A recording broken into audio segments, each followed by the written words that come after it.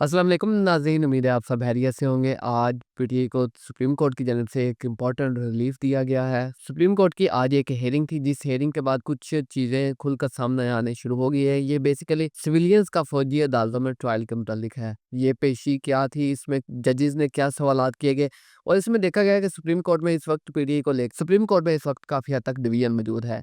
आज आईनी बेंच ने एक समाअत की। ये समाअत बेसिकली हसनुल्लाह न्याज़ी के वालिद मोहतरम हफीज़ुल्लाह न्याज़ी ने दायर की। उनका कहना था कि मेरे बेटे को फौजी अदालतों की जानिब से सज़ा हो गई है, लेकिन अभी तक उनका तफसीली फैसला नहीं एक मुझे दिया गया। और दूसरे नंबर पर उन्होंने कहा है कि अभी तक मेरे बच्चे को लाहौर में हाई सिक्योरिटी वाले जोन में रखा गया है। ये सरासर ज्यादती है, ये जेल मैनुअल के भी खिलाफवर्जी है। मैं इसके ऊपर पटिशन दायर करता हूँ। हेयरिंग हो रही थी तो जब जो सा मौक़िफ़ हफीज़ुल्लाह न्याज़ी का था वो तो मैंने आपको बता दिया। अब इसी के साथ अगर चलते हैं तो स्टेट की जानिब से ख्वाजा हारिस वज़ीर दिफ़ा के जोन से है, उस वक़्त वहाँ पर वकील मौजूद थे। उन्होंने अपनी वहाँ पर फाइंडिंग पेश की। उनका कहना था कि किसी के साथ जेल मैनुअल के खिलाफ नहीं हो रहा, अलबत्ता आर्टिकल 175 के तहत जिन लोगों को सज़ाएँ होनी है, उनको सज़ाएँ हो चुकी हैं, उनके जिनके फौजी ट्रायल चल रहे थे, वो चल चुके हैं। जिसके बाद ये मामला सुप्रीम कोर्ट में डिस्कस होना शुरू हो गया। सुप्रीम कोर्ट के जो आईनी बेंच था उसमें डिवीज़न देखी गई, जिसमें अगर मैं बात करूँ तो सबसे पहले जस्टिस मंडो हॉल ने पूछा कि आर्मी एक्ट तो होता आम बंदों को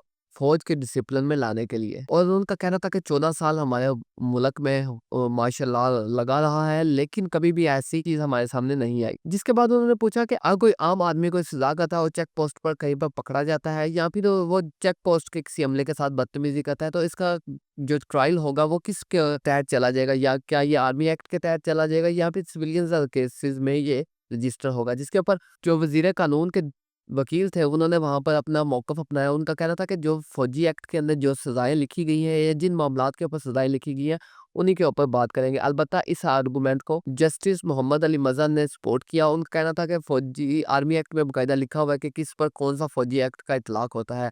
इसके बाद अगर दूसरी तरफ मैं दूसरे जज की बात करूँ तो जस्टिस मुसर्रत अली ने जस्टिस मंदोहेल के आर्गुमेंट को सपोर्ट किया। उनका कहना था कि जस्टिस मंदोहेल ने जो सवाल किया वो काफ़ी इंपॉर्टेंट है और वही हमारी आगे की हियरिंग को लेकर चलेगा। अब इस सारे सीन में देखा जाए तो पीटीआई को बाकायदा तौर पर सुप्रीम कोर्ट की जानिब से तवक्को की जा रही है कि उनको रिलीफ मिल जाएगा, और रिलीफ ये होगा कि फौजी अदालतों में जिनको सज़ाएँ हो गई हैं उनको हाई सिक्योरिटी ज़ोन से लो सिक्योरिटी ज़ोन में मुंतकिल किया जाए, जहाँ ये दूसरे आम कैदियों से भी मिल सके और वहाँ पर उन पर सिक्योरिटी की जो कड़ी नज़र रखी जाती है उसमें भी कुछ कमी आ जाए। ये अलबत्ता सुप्रीम कोर्ट जो आर्मी एक्ट के तहत जिनको सज़ाएँ सुना दी गई हैं उनकी सज़ाओं को मुकम्मल तौर पर ख़त्म नहीं कर सकता। अब इसके बाद अगर दूसरी तरफ देखें तो जो पीटीआई के मुज़ाकरात इस वक्त गवर्नमेंट के साथ चल रहे हैं, उसमें अगर बात करूँ तो राना सनाउल्लाह की एक इंपॉर्टेंट स्टेटमेंट सामने। राना सनाउल्लाह से सवाल किया गया कि आप इमरान खान से क्यों नहीं मिलने दे रहे लोगों को। उनका कहना था कि कुछ वजूहात की बिना पर उनसे मुलाकात अभी तक नहीं हो रही। अलबत्ता हम कोशिश करते हैं कि आज हर सूरत इनकी इमरान खान से मुलाकात करवा दें, ताकि ये अपने रिटर्न में मुतालबात उनसे लिखवा कर ला दें।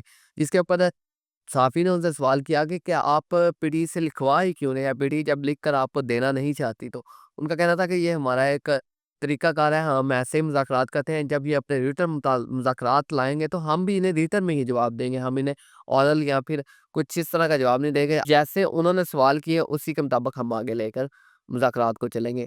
ये अभी तक मुज़ाकरात की पेशरफ़्त, इमरान खान से मुलाकात की पेशरफ़्त और सुप्रीम कोर्ट में जो सिविलियंस के केस के मुतालिक समाअत थी उसकी पेशरफ़्त। जैसे ही हमारे पास कोई इस मामले में अपडेट आती है हम आपको ज़रूर आगाह करेंगे। तब तक के लिए इजाज़त दीजिए। अल्लाह हाफ़िज़।